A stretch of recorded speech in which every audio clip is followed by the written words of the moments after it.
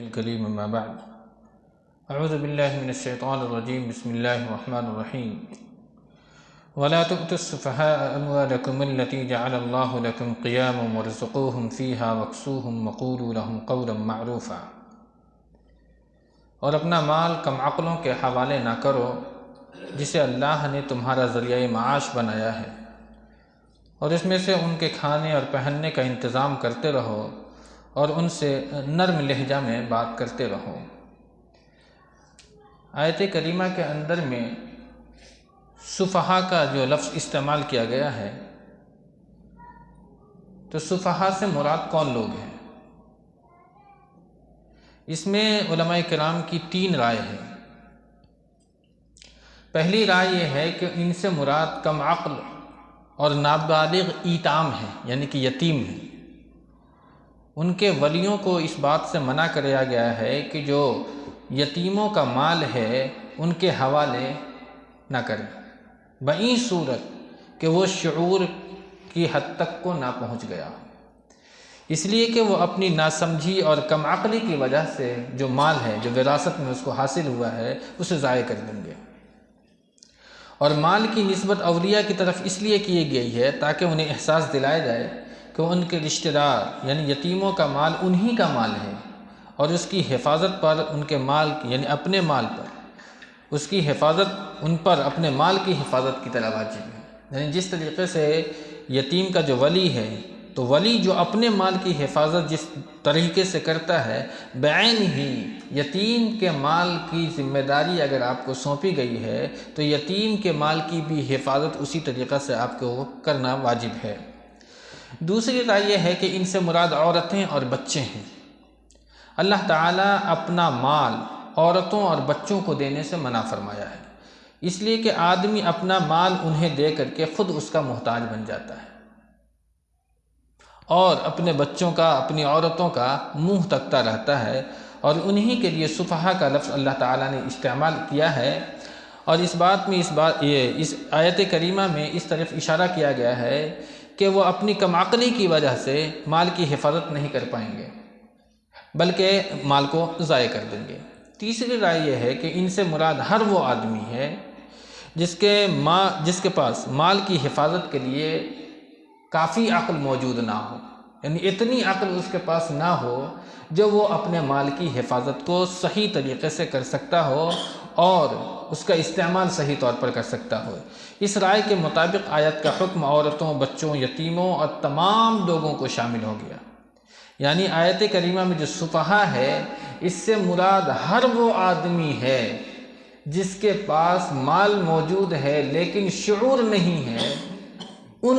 لوگوں کی طرف اللہ رب العالمین نے اس آیت کریمہ میں اشارہ فرما دیا ہے کہ اس کا مال پوری کمیونٹی مل کر کے اس کے مال کو اپنے پاس جمع کر لیں، اور حسب ضرورت وہ جو آدمی ہے جس کا مال ہے اس کو وہ دیتا رہے، تاکہ اس کے مال کی محافظت بھی ہوتی رہے اور اس آدمی کی ضرورت کی بھی تکمیل ہوتی رہے۔ نہیں تو کیا ہوتا ہے کہ اگر کوئی شخص کے پاس مال بہت سارا ہے لیکن اللہ نے شعور نہیں دیا ہے، تو اس کے بہت سارے دوست پیدا ہوتے ہیں، اور وہ دوست اس انسان کو اچھائی کے راستے سے نکال کر برائیوں کی راستے کی طرف ڈھکیل دیتا ہے، اور وہ انسان کم عقلی کی بنیاد پر، نااہل ہونے کی بنیاد پر اپنی دولتوں کو عیاشیوں میں لٹاتا ہے، اور جہاں ضرورت خرچ کرنے کی تھی اس کے علاوہ ایسی جگہوں پر خرچ کر کے اللہ رب العالمین کی ناراضگی کو بھی مول لیتا ہے اور اپنی زندگی کو بھی تباہی کے دہانے پر کھڑا کر دیتا ہے۔ ہمارے یہاں ایسا قانون ہے نہیں ہے واللہ عالم، لیکن برٹش نے ایسا قانون بنایا تھا کہ جو آدمی مر گیا اور اس نے اپنے پیچھے جو اولاد چھوڑا ہے، چاہے وہ اولاد بالغ نہیں ہے یا بالغ ہونے کے بعد وہ شعور والا نہیں ہے، یعنی اتنے شعور تک نہیں پہنچا ہے کہ وہ اپنے مال کی حفاظت کر سکے، تو حکومت اس کے مال کو لے لیتی ہے اور اس بچے کے اوپر میں ایک مینیجر متعین کرتی ہے، تاکہ اسی کا مال ہے۔ اللہ نے فرمایا ہے اموالکم، مال تو اسی کا ہے، لیکن یہ ذمہ داری کہ حکومت کی بن جاتی ہے۔ اگر حکومت ایسا نہیں ہے تو کمیونٹی اگر آپ کے پاس ایسی موجود ہے تو آپ ایسا کر سکتے ہیں۔ لیکن برٹش ایسا کرتی ہے کہ مال اس کا لے کر کے اس کے لیے ایک مینیجر متعین کرتی ہے، اور اس کی جو زندگی ہے اس کا انتظام وہ مینیجر اپنے طور پر کرتا رہتا ہے، اور اس بنیاد پر اس بچے کا مال بھی بچا ہوا رہتا ہے، اس کی حفاظت بھی ہوتی رہتی ہے، نگہداشت بھی ہوتی رہتی ہے، اور ساتھ ہی اس کی ضرورتوں کی تکمیل بھی ہوتی رہتی ہے۔ لیکن وہ بچہ جب شعور والا ہو جاتا ہے، اس عمر تک پہنچ جاتا ہے کہ وہ اپنے مال کی حفاظت کر سکتا ہے، تو پھر حکومت وہ مال اس کے ذمے سونپ دیتی ہے، اور یہ طریقہ بہت ہی اچھا ہے۔ تو وَلَا تُؤْتُوا السُّفَهَاءَ أَمْوَالَكُمُ الَّتِي جَعَلَ اللَّهُ لَكُمْ قِيَامًا وَارْزُقُوهُمْ فِيهَا وَاكْسُوهُمْ وَقُولُوا لَهُمْ قَوْلًا مَّعْرُوفًا۔ اپنا مال کم عقلوں کے حوالے نہ کرو جسے اللہ نے تمہارے لیے ذریعہ معاش بنایا ہے۔ یہاں مال کو اللہ رب العالمین نے تھوڑی سی عزت دی ہے، نہیں تو ہر جگہ مال کو انسان کی ہلاکت کا سبب بتلایا گیا ہے، لیکن یہاں اللہ رب العالمین نے مال کو تمہاری ضرورت کا ایک سامان بھی بنایا ہے۔ یہاں بتلایا گیا ہے کہ مال کی حفاظت کرو، اس لیے کہ یہ تمہارے رہنے کے لیے، تمہارے کھانے کے لیے، تمہارے پہننے کے لیے، تمہاری دیگر ضروریات کی تکمیل کے لیے یہ تمہارا کیا ہے؟ ایک ذریعہ ہے جسے اللہ رب العالمین نے تمہارے لیے بنایا ہے، اس لیے اس کی حفاظت کرو۔ فَارْزُقُوهُمْ فِيهَا وَاكْسُوهُمْ، اب یہاں وہ چیز آ گئی رہائش کا۔ جو اس کا ولی بنے گا اس مال کا، اس کو چاہیے کہ اسے اچھا کھلائے، اچھا پہنائے۔ وَقُولُوا لَهُمْ قَوْلًا مَّعْرُوفًا، اور اس سے جب ہم کلامی ہو، اس سے جب بات کریں تو بھلے طریقے سے کریں، ایسا اسے محسوس ہی نہ ہو کہ معاشرے کے اندر میں، سماج کے اندر میں ہماری کوئی عزت نہیں ہے، ہمیں لوگ حقارت کی نگاہ سے دیکھا جاتا ہے۔ اس لیے اس سے جب بھی کلام کرو تو بھلے طریقے سے، قولوا قولا معروفا، بھلے طریقے سے بھلائی کے ساتھ بات کرو۔ وابتلوا الیتامى حتى اذا بلغوا النکاح، ابھی آیت کریمہ جو ابھی آپ کے سامنے گزری ہے، وہاں پر آیت جو کہی وقولوا لهم قولا معروفا، یہ آیت کریمہ کا یہ حصہ یتیم کی طرف اشارہ کر دیا، یتیم کی طرف اشارہ کر دیا ہے، لیکن وہ عام حالت میں تھی، اب اللہ نے یہاں خاص کر دیا ہے۔ وابتلوا الیتامى حتى اذا بلغوا النکاح، اور یتیموں کے سمجھ بوجھ کو آزماتے رہو۔ باپ مر گیا ہے، مال کا حقدار آپ کو بنا دیا گیا ہے، یتیم کے حالات کا جائزہ لیتے رہو، وہ سمجھ بوجھ والا ہوا ہے کہ نہیں ہوا ہے، اسے چھوٹے چھوٹے کام کرواتے رہو، کبھی 100 روپیہ دیا جاؤ مارکیٹ سے یہ سامان لے کر کے آؤ، تاکہ یہ پتہ چلتا رہے کہ اس کی عقل کی جو اونچائی ہے وہ کہاں تک پہنچی ہے، 200 دو، 500 دو، 1000 دو، اس طریقے سے اسے آزماتے رہو، اور وہ اس امکانی حد تک پہنچ جائے کہ وہ اپنے مال کی حفاظت کر سکے، پھر اس کا مال اس کے حوالے کر دو۔ وابتلوا الیتامى حتى اذا بلغوا النکاح، یعنی کتنا خوبصورت نظام اللہ رب العالمین نے ہمارے لیے بنایا ہے۔ اگر ہم اپنے اس نظام کو صحیح طور پر سنبھالیں تو معاشرہ حقیقت میں ایک دم پاک اور صاف ہو جائے گا۔ یہ معاشرے کو کیسے مضبوط بنانا ہے، اس کی اصلاح کیسے کرنی ہے، اسی کی طرف تو اس صورت کے اندر میں اشارہ کیا گیا ہے۔ اور جب معاشرہ مضبوط بن جائے گا تو ایک ریاست کی تعمیر ہوتی ہے، اور ریاست کو کیسے چلانا ہے اس کا اشارہ پورا سورہ مائدہ ہے۔ اس طریقے سے ایک نظام اللہ رب العالمین نے انسانوں کے لیے بنایا ہے۔ وابتلوا الیتامى حتى اذا بلغوا النکاح، اور یتیموں کے سمجھ بوجھ کو آزماتے رہو یہاں تک کہ وہ سن بلوغت کو پہنچ جائے۔ اب نکاح کا لفظ لایا ہے، سن بلوغت، اب بلوغت کی کوئی عمر متعین نہیں ہے، بلوغت کی کوئی عمر متعین نہیں ہے۔ حدیث کے اندر میں اتنا آتا ہے بچہ کو جب احتلام ہو جائے تو وہ سمجھو بالغ ہو گیا ہے۔ اب بعض لوگوں نے 17 سال، بعض لوگوں نے 18 سال، بعض لوگوں نے 16 سال،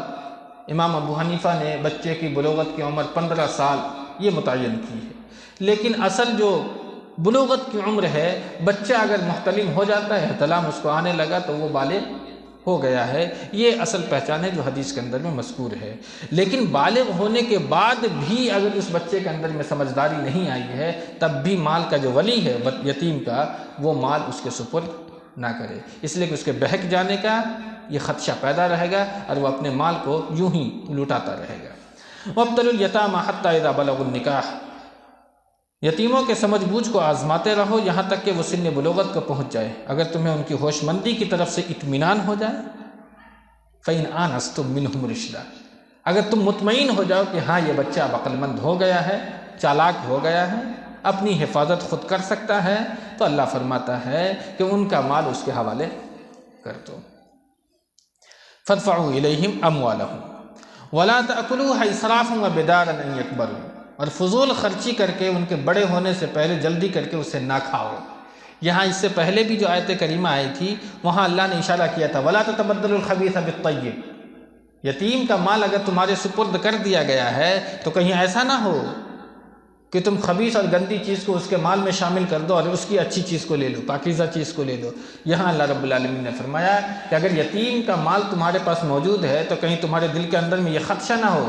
کہ اس لیے کہ وہ بالغ ہو جائے گا تمہارے اس کے حوالے کرنا پڑے گا تو پہلے ہی اس کو خرچ کر دیا جائے۔ اللہ نے کہا نہیں، خرچ کرو گے اللہ کے یہاں بہت زبردست پکڑ ہوگی، اس لیے اللہ کی پکڑ سے ڈرو، اللہ کا تقویٰ اپنے دلوں کے اندر میں پیدا کرتے رہو۔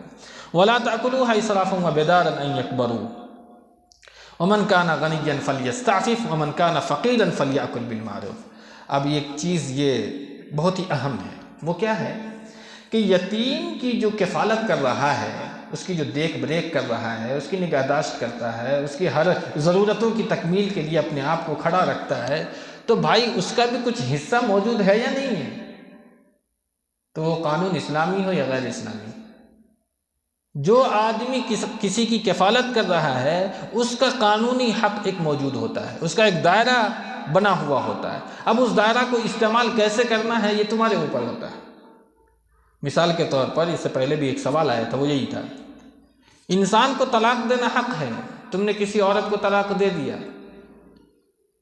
یہ تمہارے اوپر اللہ رب العالمین نے اختیار دیا ہے، دے سکتے ہو، لیکن اگر تم نے کسی غیر وجہ سے، کوئی وجہ نہیں تھی اس کو طلاق دینے کی، اللہ کے یہاں پکڑ ہو جائے گی۔ اللہ نے جو تمہارے پاس اختیار دیا تھا اس کا تم نے غلط استعمال کیا، اگر اس کی غلطی ہے تو ٹھیک ہے، نہیں غلطی ہے اس کے باوجود بھی اگر تم نے اسے طلاق دے دیا ہے تو تم اللہ رب العالمین کے نزدیک پکڑے جاؤ گے۔ ایک دائرہ اللہ نے بنایا ہے لیکن اس کا غلط استعمال نہیں کرنا ہے۔ اسی طریقہ سے یہاں ہے، اللہ نے دائرہ بنا دیا ہے، وَمَنْ كَانَ غَنِيًّا فَلْيَسْتَعْفِفْ، اگر یتیم کی کفالت کرنے والا غنی ہے، مالدار ہے، اس کے پاس اللہ نے مال دیا ہے، دولت سے نوازا ہے، تو اسے چاہیے کہ استعفاف سے کام لے، معاف کرے، یتیم کا جو بھی مال ہے اسے ادا کر دے۔ وَمَنْ كَانَ فَقِيرًا فَلْيَأْكُلْ بِالْمَعْرُوفِ، لیکن یتیم کی جو کفالت کر رہا ہے وہ شخص خود فقیر ہے، کمزور آدمی ہے، ضعیف ہے یا غریب آدمی ہے، اپنی پوری زندگی اس نے یتیم کی کفالت میں لگا دی ہے، تو اللہ رب العالمین نے فرمایا کہ تم بھی اس میں سے کچھ کھاؤ، فَلْيَأْكُلْ بِالْمَعْرُوفِ، معروف طریقے سے کھاؤ۔ یعنی ہر جگہ اللہ رب العالمین نے ایک پوائنٹ بنایا ہے، یعنی یتیم کا مال ہے تو اس کا مطلب یہ نہیں خوب گل چھرے اڑاتے رہو، نہیں، معروف طریقے سے کھانا ہے، جو ضرورت ہے تمہیں اتنا ہی کھاؤ، ایسا نہیں کہ دوسرے کا مال ہے اپنا پیٹ ہے تو جتنا چاہے کھاتے رہو، اللہ نے وہاں پابندی لگی، فَلْيَأْكُلْ بِالْمَعْرُوفِ، معروف طریقے سے کھاؤ۔ فَإِذَا دَفَعْتُمْ إِلَيْهِمْ أَمْوَالَهُمْ فَأَشْهِدُوا عَلَيْهِمْ، اب یہاں اللہ رب العالمین نے فرمایا کہ جب ان کا مال ان کے سپرد کر رہے ہو تو اس پر گواہ بنا لو، جب یتیم کا مال تم اسے دو تو گواہ بنا لو۔ آیت دین ہم پڑھ کے آئے ہیں سورہ بقرہ میں، وہ ایک لمبی آیت کریمہ ہے، لین دین کے جو بھی معاملات ہو اس معاملات میں تم ہمیشہ گواہ متعین کرو، تاکہ تمہارے درمیان جو رشتہ ہے اس کے اندر میں کوئی رخنہ نہ آ جائے، کوئی خار پیدا نہ ہو جائے، کوئی تکلیف پیدا، رنجش پیدا نہ ہو جائے۔ اسی لیے انسان کو چاہیے کہ ہمیشہ معاملات کے اندر میں صفائی کا اہتمام کرے۔ یہاں بھی اللہ نے فرمایا کہ یتیم کا مال جب اس کے سپرد کرو تو فَأَشْهِدُوا عَلَيْهِمْ، اس پر ایک گواہ بناؤ۔ وَكَفَى بِاللَّهِ حَسِيبًا، اور اللہ رب العالمین حساب لینے کے لیے کافی ہے۔ اگر تم نے یتیم کے مال کے اندر میں حق تلفی کی ہے، اس کے مال کو غصب کیا ہے، اس کے اندر میں کسی قسم کی بھی خیانت کی ہے، تو اللہ رب العالمین بالآخر حساب لینے کے لیے کافی ہے۔ ہمارے تعالیٰ سے دعا رب العالمین ہمیں آپ کو نیک عمل کی توفیق دے، آمین، وآخر دعوانا الحمدللہ رب العالمین۔